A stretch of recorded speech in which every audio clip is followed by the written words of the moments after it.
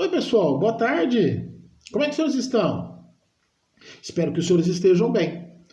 Hoje nós vamos ressaltar aqueles aspectos polêmicos envolvendo a responsabilidade civil do Estado. Mas, para tanto, eu preciso perguntar para os senhores, né? E aí? Estão passando álcool gel? Então não esqueçam de passar o álcool gel, tá? Porque ele nos protege acerca do coronavírus. Então vamos lá, senhores.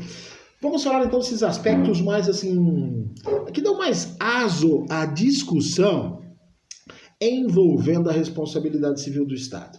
E a primeira questão que eu quero ressaltar aqui para os senhores. O Estado, ele pode ser penalizado em razão dos famosos atos legislativos. Ou seja, eu posso responsabilizar o Estado em virtude da prática de ter sido colocado no mundo alguma norma jurídica que venha causar um dano ao particular? Em regra, senhores, não. Por quê? Porque uma lei, ela tem uma característica íncita a todas elas, que é a característica da generalidade e abstração. Então, quando ela entra no ordenamento jurídico, querendo ou não, ela pode causar algum prejuízo aos particulares, a algum grupo de particulares, mas em razão do princípio da repartição dos danos sociais, o que acontece? O particular não vai fazer aso a nenhuma espécie de indenização por parte do Estado. Mas, o que acontece? Uma questão que eu preciso levantar com os senhores.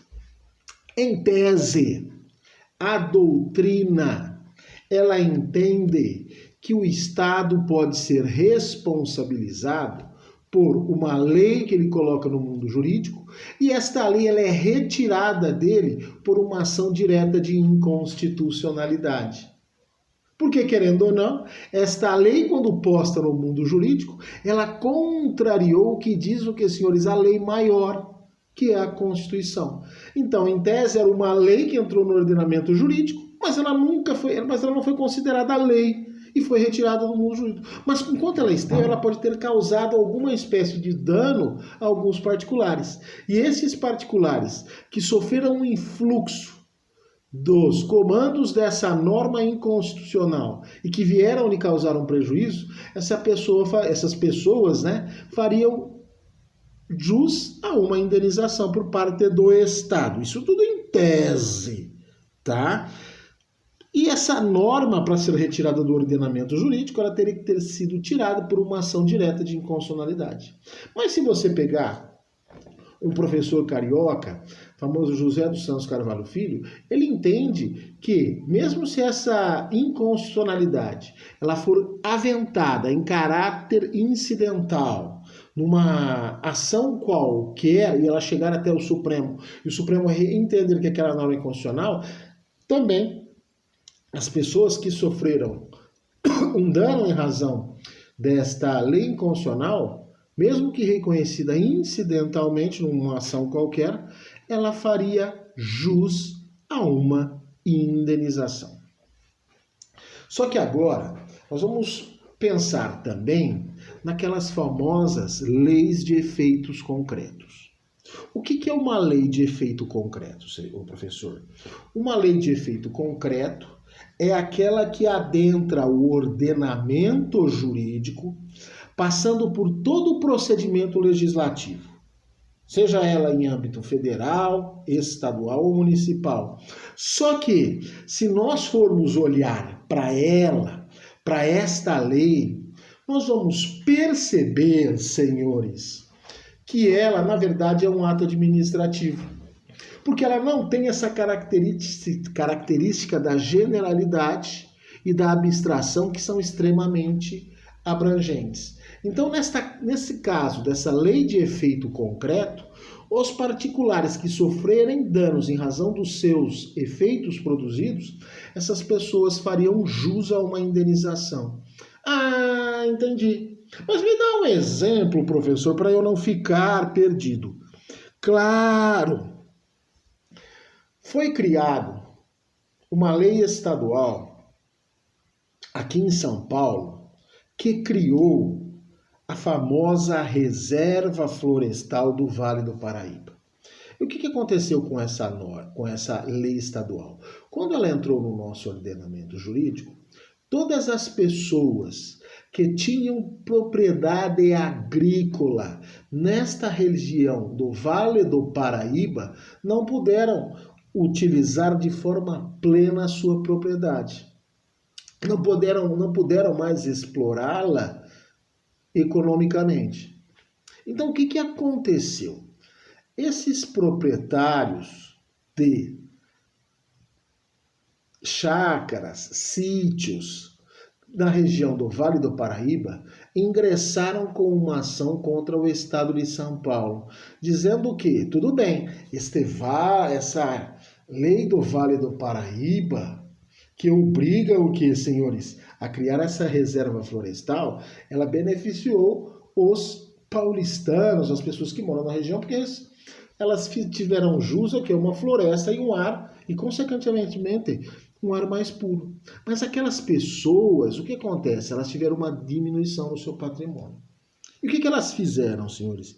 Como disse, adentraram com uma ação em face do Estado de São Paulo, dizendo que ela era uma lei de efeito concreto. Por quê? Porque só atingiu essas pessoas proprietárias dessas propriedades agrícolas do Vale do Paraíba.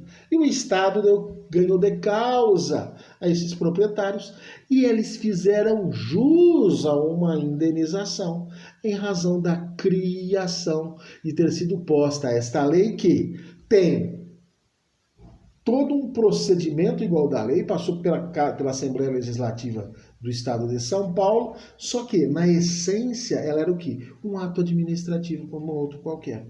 Portanto, uma lei de efeito concreto. E o que acontece? Reconhecido isso, essas pessoas fizeram jus a uma indenização. Certo? Deu para os senhores entenderem, meus amigos? Tranquilo até aqui, né? E agora um outro aspecto polêmico envolvendo a responsabilidade civil do Estado, que é aquela, senhores, que diz respeito ao seguinte circunstância. O Estado, ele pode ser penalizado, ele pode ter que pagar pelo prejuízo causado a um particular, onde esse ato oriundo veio de uma sentença judicial. Se a gente for ver, o juiz vai sentenciar o feito e vai dar ganho de causa para uma parte e para uma outra. E vai causar o quê? Um prejuízo para outra. Isso é normal. Mas em razão de uma sentença do juiz, em tese um particular, que sofreu os influxos também dessa sentença, ela faria jus a uma indenização e essa ação poderia ser proposta contra o Estado? O que acontece, senhores? Os tribunais, eles relutam em aplicar a responsabilidade civil do Estado por atos jurisdicionais, por sentenças judiciais. E por quê? Porque eles entendem que isso feriria a independência do judiciário. Porque o juiz ficaria com medo toda vez que ele fosse prolatar uma sentença judicial e essa sentença judicial pudesse prejudicar uma das partes, então ele ficaria sempre meio relutante. Isso acabaria com o quê? Com a independência do judiciário. Mas o que acontece? Se nós pegarmos a nossa Constituição, ela é clara no sentido do que, se a sentença for prolatada em âmbito penal, por exemplo, uma sentença que foi condenatória por um crime por uma pessoa que não cometeu esse crime, e depois no futuro descobrir-se que não era ela que praticou o crime, mas outra, ela ficou presa em razão disso, essa pessoa faria jus a uma indenização, sim. Ou então, quando a pessoa fica cautelarmente preso por mais tempo do que manda a lei.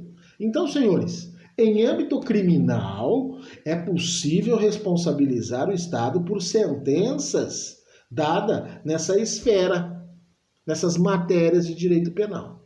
E no âmbito civil?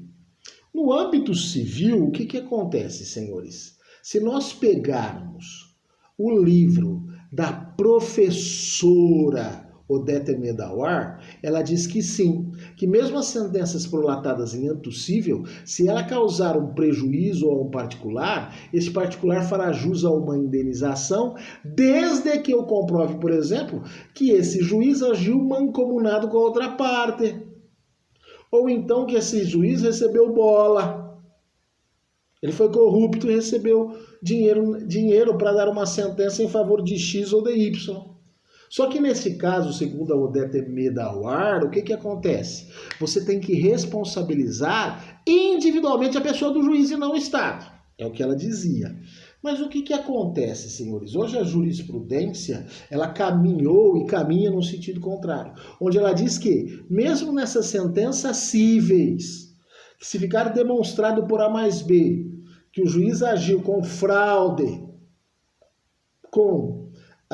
de forma corrupta, em conluio com uma das partes do processo, é o Estado que tem que ser responsabilizado primeiramente. Então ele pede para propor essa ação contra o Estado, certo? No caso da Fazenda Pública, estadual,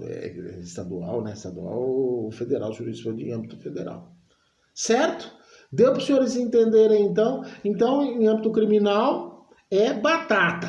Não tem erro. Pode.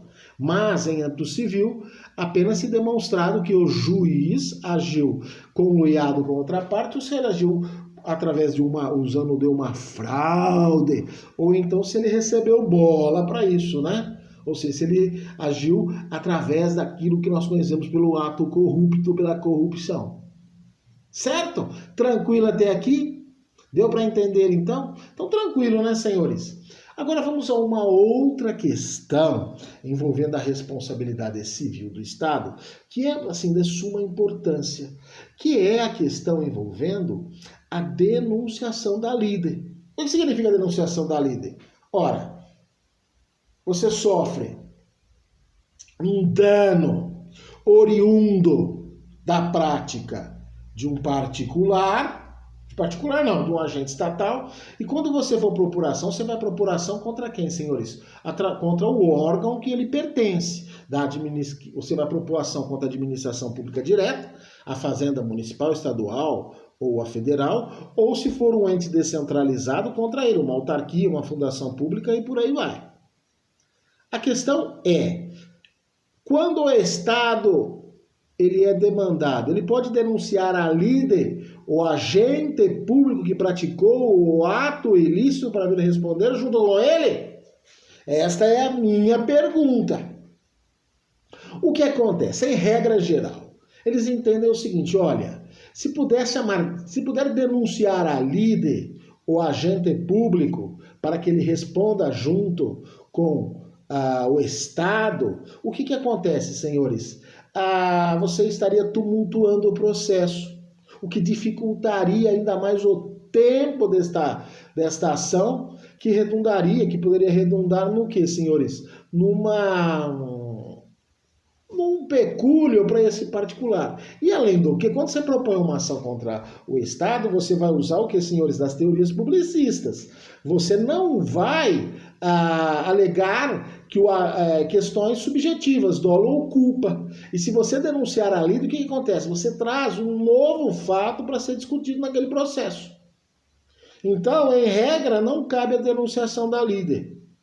Mas, quem trata muito bem dessa questão, retratou, né, a época, foi o nosso querido Youssef Said Kahal, falecido professor Youssef Said Kahal, que ele dizia o seguinte, olha, se o particular propuser a ação contra o Estado e usar das teorias objetivas, aí eu não posso denunciar a líder, porque não está discutindo culpa, lato sensu. Então aí sim ele entenderia que você está trazendo um fator novo, uma discussão nova, que iria embananar todo o processo e dificultar o pagamento de uma indenização para o particular, e o processo ia demorar a sua marcha. Ponto. Todavia, se esse particular, ao propor ação contra o Estado, usar as teorias subjetivas e já na inicial começar a discutir dolo ou culpa, Aí eu posso chamar o agente público, porque não estou introduzindo fato novo nenhum. Olha que interessante. E o professor Youssef Said Kahale, juntamente com Celso Antônio Bandeira de Mello e o pai dele, que é o Celso, e o Oswaldo Bandeira de Mello, ou seja, Bandeirinha e Bandeirão, o que acontece? Eles admitem que eu posso formar um litisconsórcio aqui facultativo, propor a ação contra os dois.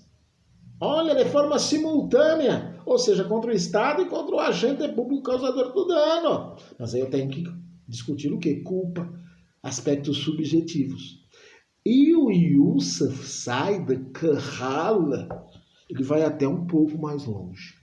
Ele fala que, inclusive, eu posso deixar de propor a ação contra o Estado e propor a ação diretamente contra o agente público causador do dano.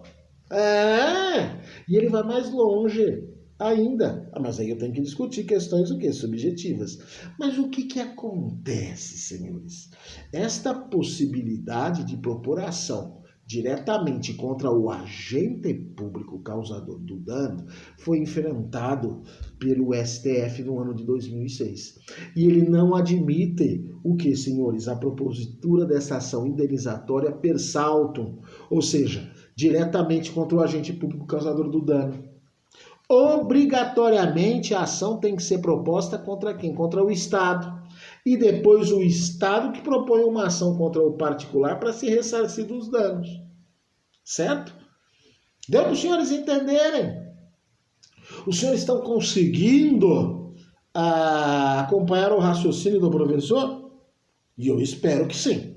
Mas vamos perseverando. E aí chega a seguinte questão. Professor, qual é o prazo prescricional para a propositura dessa ação? O que acontece? A norma geral de ações contra o Estado fala em 5 anos. Então, se ocorrer um evento lesivo hoje, você tem 5 anos para propor essa ação contra o Estado sob pena de prescrição. Mas o que aconteceu na época? Na época, senhores, houve a edição do Código Civil de 2002 e ele fez uma referência lá dizendo que ações propostas contra o Estado seriam de 3 anos.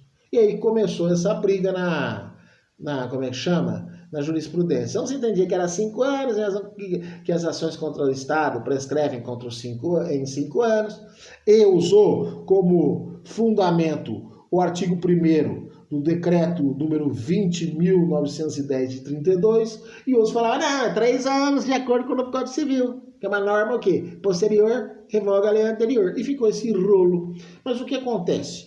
Hoje é pacífico, a jurisprudência já pacificou. São 5 anos. 5 anos para propositura de ação contra o Estado. E existem, professor, fale para mim, ações propostas contra o Estado que são imprescritíveis? Existem. E são duas espécies. Aquelas ações propostas contra o Estado em razão de torturas sofridas na época do regime militar. Essas são imprescritíveis. E a outra questão também, senhores, são os famosos danos ambientais. Também é imprescritível. Por quê? A gente sabe que o dano ambiental, ele é uma bomba de efeito retardado. De repente, o que acontece? Eu faço um empreendimento hoje, uma determinada prestação de determinado serviço, empreendimento industrial, por aí vai, e ele só vai causar o dano ambiental depois de 5, 10 anos. Então, para evitar esse tipo de problema, para preservar mais o meio ambiente, as ações propostas em face do Estado, em virtude de dano ambiental, elas são imprescritíveis. Certo? Tranquilo até aqui, senhores? Os senhores estão entendendo o raciocínio do professor? Tranquilo, né? Agora vamos avançar num outro aspecto polêmico, envolvendo a responsabilidade civil do Estado, que é a questão atinente a você responsabilizar o Estado em razão dos atos omissivos dele. Ou seja, aquelas situações em que o Estado tinha que atuar por dever legal e ele não atua e vem a ocorrer, a eclodir um dano a esse particular. Nesse caso, a responsabilidade ela é objetiva ou ela é subjetiva? Um exemplo. Suponhamos que uma cidade ela cresça de dois lados numa rodovia federal, certo? Então as pessoas têm que atravessar essa rodovia federal porque elas moram do outro lado da cidade. Só que o que acontece, senhores, não tem passarela. As pessoas têm que atravessar a rodovia. Suponhamos que uma pessoa atravesse essa rodovia e um carro vem e mata essa pessoa, atropela essa pessoa. É aí que surge a nossa questão. O Estado ele pode ser responsabilizado porque ele tinha o dever legal de construir passarelas para as pessoas atravessarem da cidade para o bairro. Essa responsabilidade ela é objetiva ou subjetiva? Outras questões também que no dia a dia. Você está andando com o seu carro pela rua, trafegando normalmente. E aí tem aquele buraco. Tu passa em cima do buraco. Gostou do barulho? Gostou da sonoplastia do professor? O que acontece, senhores? É avariado o seu carro. Como é que chama? O pneu do seu carro vai para as cucuias. Desestabiliza todo o seu carro. Você pode propor ação contra o Estado. Por quê? Porque uma das obrigações do Estado é manter a pavimentação asfáltica em dia. Correto? Ou seja, ele não prestou um serviço ao qual ele tinha o dever legal de prestar. E aí? Responsabilidade objetiva ou subjetiva? Senhores, o que acontece? Essa questão na doutrina ela é extremamente dividida. Uns entendem que é objetiva, outros entendem que ela é subjetiva. Tem para todos os gostos. Mas o que acontece? Hoje, a jurisprudência ele está tendo uma tendência no sentido de que, havendo um dano causado a um particular em razão de um ato omissivo do Estado, um deixar de fazer quando ele tinha obrigação de fazer, a responsabilidade é subjetiva. Preste atenção no que eu falei. É uma tendência. Não é nada pacificado. Certo? Deu para os senhores entenderem? Então hoje, senhores, tratamos das questões envolvendo a responsabilidade civil do Estado, né? Sabe que eu coloquei para os senhores uma questãozinha no formulário dos senhores. E agora nós vamos corrigi-la, porque ela envolve uma questão polêmica acerca da responsabilidade civil do Estado. E aí vem. Sobre a reparação, e caiu no concurso do analista judiciário no ano de 2010. Sobre a reparação do dano decorrente da responsabilidade civil do Estado, é correto afirmar que, letra A, não pode ser feita no âmbito administrativo em razão do direito de regresso que o Estado tem contra o seu agente. Mentira. O que acontece? Não há nenhum impedimento legal que as partes, o Estado e o particular, se componham antes da propositura da ação. É raro, mas não tem nenhum impedimento. De repente, o cara da prefeitura está saindo com o caminhão do lixo e ele abalroa o automóvel de um particular, vai lá e bate, para dar um dano no automóvel do cara. De repente o Estado ali pode falar, vamos fazer assim, vamos fazer um acordo aqui para não precisar entrar com ação. Ele vai lá, paga o dano do cara, assina um documento, e cada um para sua casa, não tem nenhum impedimento nesse sentido. Certo? Nenhum impedimento. Então essa está errada. É raro, mas não tem impedimento. E aí a letra B. O prazo de prescrição do direito de obter indenização dos danos causados por agentes de pessoas jurídicas de direito privado, prestadoras de serviços públicos, é de 10 anos. Não. Acabei de contar para os senhores esse problema na doutrina, uns falaram que era 3, uns falaram que é 5, aí eu falei que é 5 hoje. Certo? E a letra C, o que ela fala? Prescreve em 5 anos o direito de obter uma indenização dos danos causados por agentes de pessoas jurídicas de direito público. Perfeito. Certo? Esta é a questão certa, então. Então, é no formulário enviado para os senhores. Coloquem aí a questão correta. Qual que é, senhores? A letra C. Vamos ver porque as outras estão erradas? Vamos. A letra D. A Constituição Federal determina que seja formado o litisconsórcio necessário entre o Estado e o seu agente causador do dano. Mentira! Já falei para os senhores. A ação tem que ser proposta contra o Estado. Não admite mais, desde 2006, a indenização per salto. Ou seja, propor a ação diretamente com o particular ou então formar um litisconsórcio. Não existe. É contra o Estado. E depois o Estado, se ele pagou pelos prejuízos causados por esse agente particular, ele que numa ação de regresso, ele entra com... obrigatoriamente, hein? É indisponível isso. Ele tem que entrar com uma ação contra quem, senhores? O agente público que causou o dano. Ele vai descontando mensalmente do salário dele. E a letra I?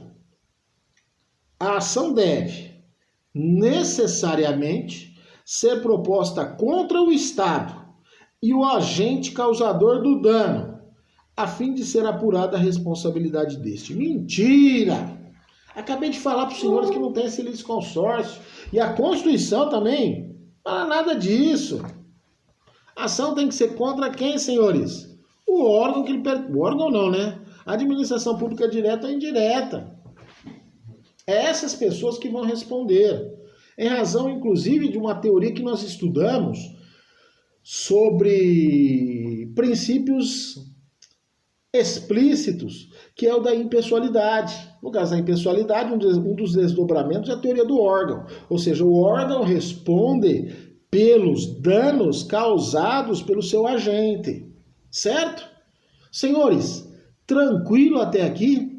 Então, hoje, na data de hoje, o que aconteceu? Nós colocamos um fim, um ponto final sobre essa questão envolvendo a responsabilidade civil do Estado por danos causados aos particulares. Perfeito? Falamos, esmiuçamos cada um dos aspectos dessa responsabilidade civil do Estado em 3 aulas distintas. Deu para a gente ver muita coisa. Falamos do que, senhores? Das teorias envolvidas. Falamos de teorias objetivas, subjetivas, teoria da culpa do serviço. Falamos acerca da definição. Ressaltei que os atos ilícitos também são passíveis de responsabilidade civil do Estado. Depois tratei com os senhores sobre a evolução desse tema na nossa Constituição. Perfeito? Falei daquilo que o Estado pode alegar em seu favor toda vez em que ele for demandado judicialmente, caso fortuito, força maior e culpa exclusiva da vítima. Este mês, o que acontece? Nós vamos ter que aplicar mais uma avaliaçãozinha para os senhores. E eu vou cingir a nossa avaliação a esta questão envolvendo a responsabilidade civil do Estado. Eu vou elaborar um caso prático. Vou mandar, acredito que na sexta-feira, para os senhores. Vou dar um bom prazo para os senhores resolverem, tá? Então resolvam com calma. Vou pedir, vou colocar inclusive 15 linhas, que vai ser o mínimo para escrever. Pode passar um pouquinho? Pode. 17, 18, vou tirar ponto. 13, 14, sim, mas não vou colocar 4 linhas, né, gente? Depois ficar falando que eu tenho nota baixa. Desenvolvam o tema, tá? Para nossa provinha. Então, inicialmente, eu vou dar um caso prático envolvendo a responsabilidade civil do Estado. Então, já comecem a dar uma atenção especial a este assunto. Nas próximas aulas, eu vou falar da intervenção do Estado na propriedade privada. E nós encerramos o nosso semestre. Perfeito? Então, senhores, foi um prazer falar de responsabilidade civil do Estado. Espero ter ajudado os senhores a entender este tema que é extremamente importante para o nosso estudo do direito administrativo. Uma pena que eu não tenha conseguido falar com os senhores sobre isso de forma presencial, porque este é um assunto importantíssimo que cai em todos os concursos públicos, na prova de OAB, e os senhores vão perceber que no mundo prático, também no dia a dia, vocês vão utilizar muito esse Instituto da Responsabilidade Civil do Estado. Um abraço, fiquem com Deus e álcool gel, hein? Na mão. Um abraço, tchau.